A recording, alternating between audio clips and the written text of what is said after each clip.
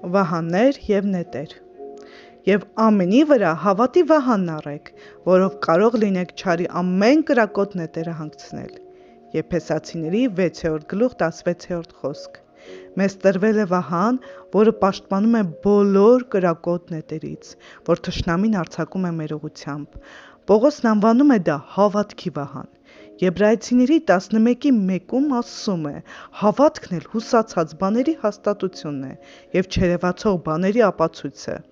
Անշուշտ, մենք չենք տեսնում, թե ինչպես է այն հավատը պաշտպանում մեզ, բայց կարող ենք զարգացնել այն։ Հավատքը Աստծո խոսքը լսելուց է և այն ուսումնասիրելուց։ Ես հավատը պատկերացնում եմ որպես պաշտպանական դաշտ։ Որքան աճում է մեր հավատքը, այնքան մենք պաշտպանված ենք։ Սկզբում հավատքը կարող է լինել միջոց, որով միայն ստանում ենք, բայց այն մշտապես պետք է աճի և դառնա միջոց, որով նաև տալիս ենք։ Եփեսացիների 6:17 խոսքում ասում է. «Եվ փրկության սաղավարտը առեք, և հոգու սուրը, որ Աստծո խոսքն է»։ Փրկությունը սաղավարտն է, որ ծածկում է մեր միտքը։ Երբ նոր էի փրկվել, գլխումս սարսափելի մտքեր էին ծագում։ Ես հետ էի թռչում սարսափից, մտածելով, թե որտեղից են դրանք։ Փրկվելուց հետո սկսեցի զանազանել այն մտքերը, որոնք իմը չէին։ Փրկությունը խաղաղություն է բերում մեր մտքին, և երբ ենթարկվում ենք անհանգստացնող կամ տանջող մտքերի հարձակմանը, վերցնում ենք մեր սուրը։ Աստծո խոսքը հոգու սուրն է։ Ինչպես Հիսուսը վարվեց սատանայից փորձվելիս, այնպես էլ մենք խոսում ենք մեր հոգու թշնամու այն,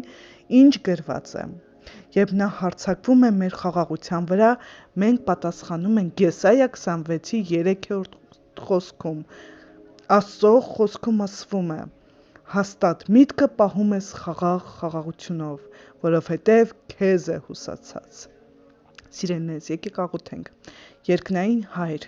շնորհակալություն հավատքի պարգևի համար, որ պաշտպանում է ինձ թշնամու հարձակումից, իմ մտքի խաղաղության և քո հոգու սրի համար, որ իմ ձեռքում է։